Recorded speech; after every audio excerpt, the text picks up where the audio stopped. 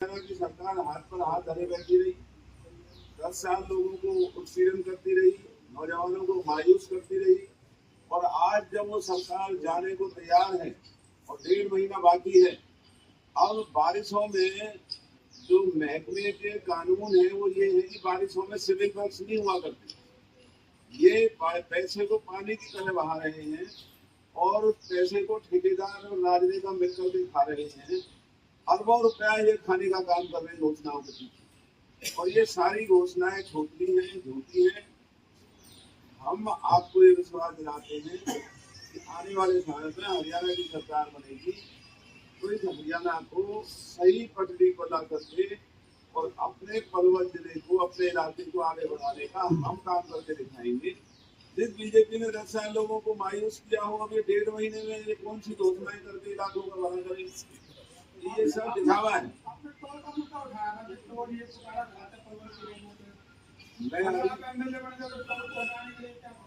मैं आज भी मेरा मुकदमा कोर्ट के अंदर विचाराधीन है, परसों ही तारीख थी। हमारा ये ऐलान है कि ये गैर कानूनी है, तो ये टोल हटाया जाएगा और पलवल में जाम से निजात दिलाने के लिए पीछे से बाईपास बनाना पड़ा, बनाया जाएगा। और आज जो भगोना में जाम लगा रहता है, आज भी हम सभी साथी आपके माध्यम से मांग करते हैं कि जब तक भगोना का ये पुल बने, ये टोल अभी भी नहीं लगना चाहिए। वहाँ टोल लेके आते हैं, भगोना घंटों लाइन में लोगों को खड़ा होना पड़ता है और बीजेपी के नेताओं को नजर नहीं आ रहा है।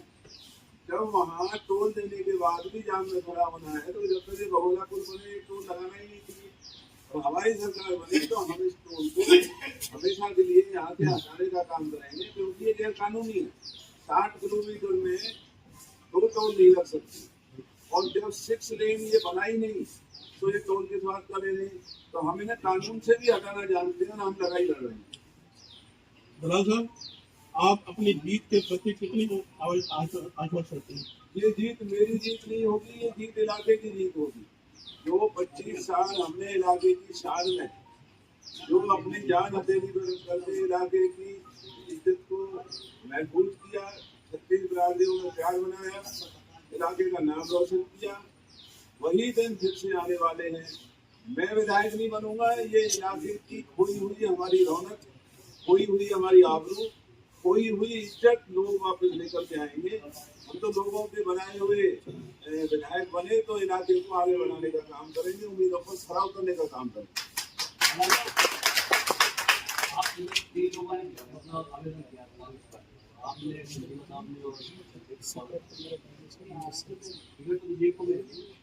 दावा कैसे कर रहे हैं? दावा करने का तो सबको हक है, तो अगर हमें टिकट मिलेगी तो हमारा ये ऐलान है, और टिकट भी अगर नहीं मिलती है तो भी अपने इलाके के लिए काम करने का हक तो रखते ही।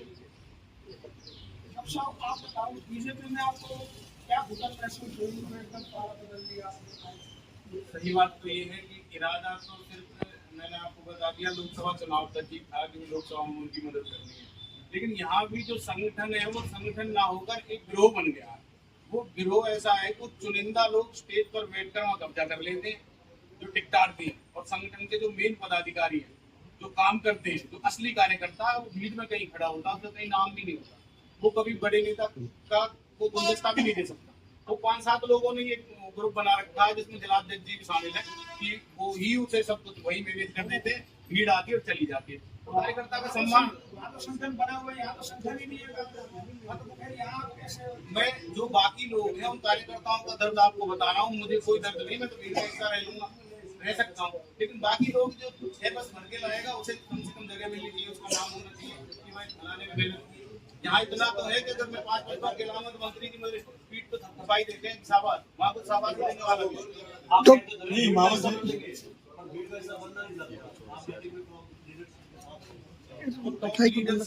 का अपना इरादा है, मुझे कहाँ रखें, बाकी मैं तो भीड़ का हिस्सा रह लूंगा।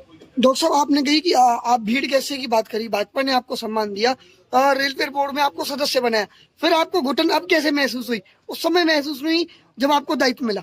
ना ही तो मैंने उस पद के लिए कोई आवेदन किया जी, ना ही मैंने जिलाध्यक्ष के पद के लिए आवेदन किया था। मेहनत करते हैं और उन्होंने इस लायक समझा, वो जिम्मेदारी मुझे दी, और उसके बाद मुझे नहीं लगा कि वो हरियाणा के लिए कुछ अच्छा कर पाएंगे तो मैंने छोड़ दी। क्या हरियाणा का भला हो सके मैं वहाँ बैठा। ऐसा तो नहीं है कि करण सिंह दलाल कांग्रेस की सरकार आपको दिलाई दे रही है आपको?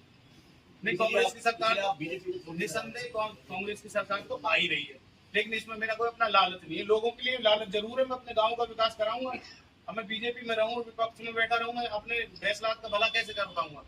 कांग्रेस आ रही है मंत्री जी से, हम कहेंगे, अपनी बात रखेंगे, भला करेंगे अपने क्षेत्र अरे में। यहाँ भी स्टेज पे जगह ना मिली थी, भीड़ में खड़े होकर काम करेंगे, आवेदन करेंगे। डॉक्टर साहब आपने बेसलात की भले की बात की। कांग्रेस में आप रहे, दलाल साहब के साथ आपने प्रदर्शन किए पुल को लेकर के, लेकिन जब चुनाव की बात आई लोकसभा चुनाव में, जब बेसलात की आवाज उठानी चाहिए थी, आपने भाजपा का साथ दिया लोकसभा चुनाव में, जबकि इतने दिन पुल बनाने में लगा दिए, कई लोगों की जान गई। तब आप कहाँ थे? जब पुल लेट हुआ तो मैं नाराज हुआ जी, आंदोलन पे बैठा, अनशन किया, मेरे क्षेत्र की जरूरत थी, मैंने भाजपा के खिलाफ किया था सब। जी, लेकिन लोकसभा में एक दो मुद्दे हैं जहां नरेंद्र मोदी पसंद है, उसके लिए लोकसभा में उनकी मदद की। तो क्या अब नरेंद्र मोदी पसंद नहीं है? चुनाव के स्तर पर पार्टियां बदलते रहेंगे यानी कि आप 100% लोकसभा के मुद्दे बिल्कुल अलग होते हैं, राज्यसभा विधानसभा के अलग होते हैं। विधानसभा में कांग्रेस के साथ हूँ, माननीय भूपेंद्र सिंह हुड्डा और माननीय करण सिंह दलाल ने अच्छा किया है, अच्छा करेंगे, इसलिए इनके साथ। पिछले दिनों आपने कहा था कि 2024 में नहीं 2019 में चुनाव लड़ूंगा विधानसभा का। मंत्री जी का आशीर्वाद रहेगा 2019 में। उन्होंने कहा था जी 2024 में नहीं 2019 की तैयारी कर रहा हूँ। मैंने ये कहा था कि विधानसभाएं अलग होंगी, हमारी विधानसभा गांवों की अलग बनेगी, और माननीय मंत्री जी का आदेश होगा तो कुछ भी करने के लिए तैयार है, भीड़ में भी खड़े होने के लिए तैयार है। जहां ये दौड़ाएंगे, दौड़ने वाले घोड़े, जहां कहेंगे वहां तैयार है। ये सौभाग्य की बात है, आपके सामने हमारे जितना नेतृत्व बैठा है, ये सभी विधायक बनने के सक्षम है। इनके अंदर सभी संस्कार, इनके गुण, कर्म, वचन सबसे इलाके में इनका मान है।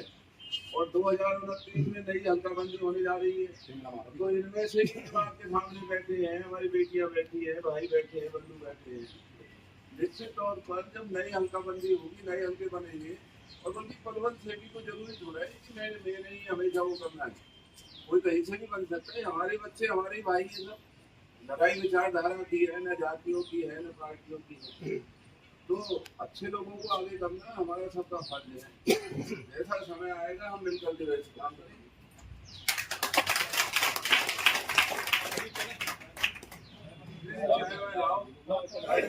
और बाकी सभी मंचासीन, सभी कांग्रेस के नेतागण व सारे साथियों, आज हमारी पार्टी में किसान मोर्चा के अध्यक्ष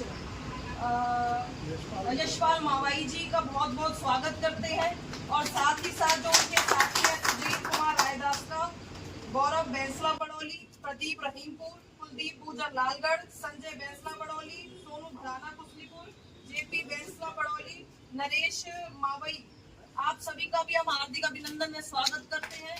आशा करते हैं कि आप सभी बढ़ चढ़कर हमारी पार्टी को और भी मजबूत करेंगे, और साथ ही साथ आने वाला जो विधानसभा का चुनाव है वो उनकी करण दलाल जी की झोली में डालकर इनको यहाँ का विधायक बनाना और मंत्री बनाने का लक्ष्य है। आज से आप सभी का भी हमारे साथ उतना ही है जितना हमारा है, और आप सभी का बहुत बहुत धन्यवाद और बहुत बहुत स्वागत करती हूँ हमारी पार्टी में आने का।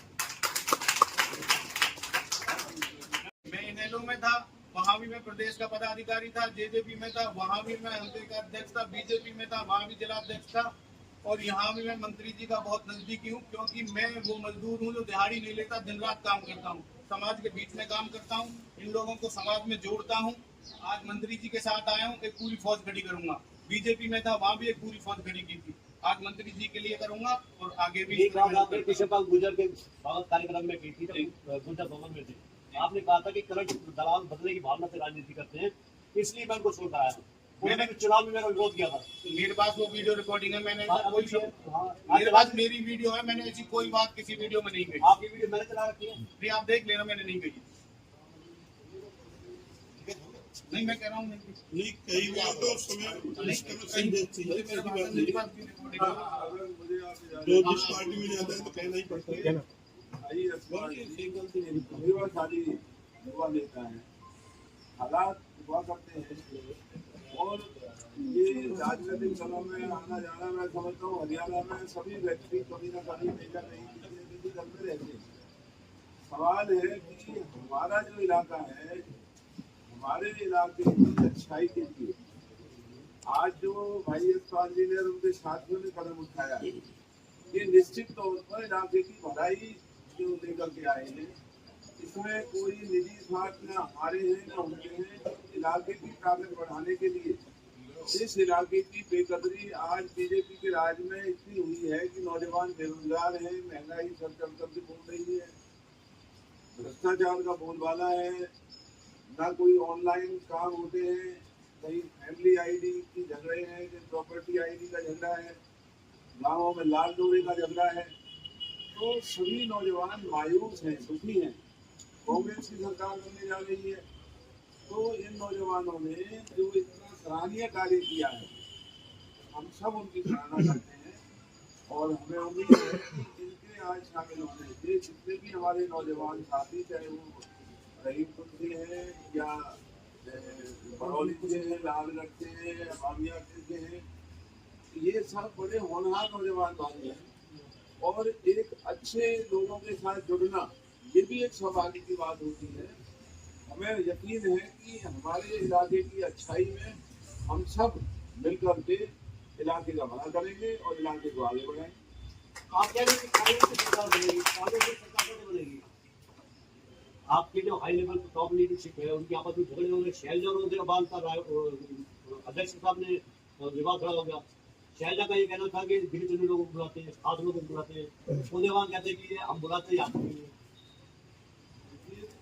बीजेपी में भी होता है, झगड़ा लोकदल में भी होता है, हर दलों में अपने अपनी बात कहने का अधिकार है। हमारी कांग्रेस में ज्यादा कहने का अधिकार है, तो हम आप सोचिए हमारी प्रजातांत्रिक प्रणाली में यकीन करने वाली पार्टी है, ये असली लोकतंत्र हमारी पार्टी के अंदर है। लेकिन हरियाणा में जो आप कहीं भी जाकर के देखिए, आज हरियाणा के लोगों ने मन बनाया है कि हरियाणा में कांग्रेस की सरकार बनेगी और इस सरकार में लोगों पलवल को हमने जिला बनाया, जो पलवल का भविष्य, उज्जवल भविष्य की कामना इस इलाके के लोगों ने की और बीजेपी ने पलवल के भविष्य को अंधकार में धकेलने का काम किया। हम एक आशाओं से भरा हुआ शहर, एक उम्मीदों से और भविष्य से जुड़ा हुआ इस इलाके को आगे बना करके दिखाएंगे, नौजवानों की उम्मीदों पर खड़े उतरेंगे, गाँवों की इलाके की तरक्की करेंगे, सुविधाएं देंगे और पूरे देश और हरियाणा में अपने इलाके का नाम रोशन करेंगे। से नुकसानियों का सही क्या कि जो फुटबाजी होता है कि नुकसान जिस तरह का नुकसान हुआ तो सरकार नहीं बना पाई इसके बाद नहीं, अब जो ये आप बात कर रहे हैं, सब पार्टी को मजबूत करने का काम कर रहे हैं, वो अपने तरीके से कर रहे हैं, ये अपने तरीके से कर रहे हैं। लेकिन हमें इस बात की बेनती है कि जैसे लोकसभा में हरियाणा के लोगों ने बीजेपी के खिलाफ चुनाव लड़ने का फैसला किया, वही आलम आज भी है। आज भी कांग्रेस पार्टी के कार्यकर्ता नेता तो लड़ाई लड़ ही रहे हैं, लेकिन हरियाणा की जनता सबसे ज्यादा लड़ाई लड़ रही है कि बीजेपी को टक्कर किया जाए और कांग्रेस का राज हरियाणा में बनाया जाए। बिलाल साहब, अगर आप एमएलए बन गए तो सबसे पहले क्या काम करोगे प्रदेश के लिए? आपकी प्राथमिकता क्या होगी? सबसे पहली प्राथमिकता हमारी होगी कि जो पलवल को हमने जिला बनाया, बीजेपी ने एक गांव जैसा इलाका बना दिया। हम गुड़गामा नोएडा की तर्ज पर पलवल को विकसित करेंगे। उसने चाहे मेट्रो को पलवल तक लाना, चाहे पलवल के जाम से निजात दिलाना, चाहे पलवल में रीटा डेयरी मिल्क प्लांट लगाना, यहाँ छोटे बच्चों के स्कूल स्थापित करना, यहाँ एजुकेशनल इंस्टीट्यूशन को लेकर के आना, IT सेक्टर को लाना, यहाँ पर आधुनिक पलवल, जहाँ आज अधिकारी रात को रुकते नहीं है। हम इसे जब मिनी गुड़गामा नोएडा बनाएंगे तो यहाँ अधिकारी रुकेंगे, यहाँ अच्छे स्कूल होंगे, अच्छा माहौल होगा, खेलने के स्टेडियम होंगे और एक आने वाला हरियाणा का ये उभरता हुआ शहर बनेगा, उभरता हुआ इलाका बनेगा। तो वो हमारा सपना है कि हमारा पलवल हरियाणा में नंबर 1 एक सभी सुविधाओं से सजा हुआ एक इलाका हम बनाने का सपना सभी साथी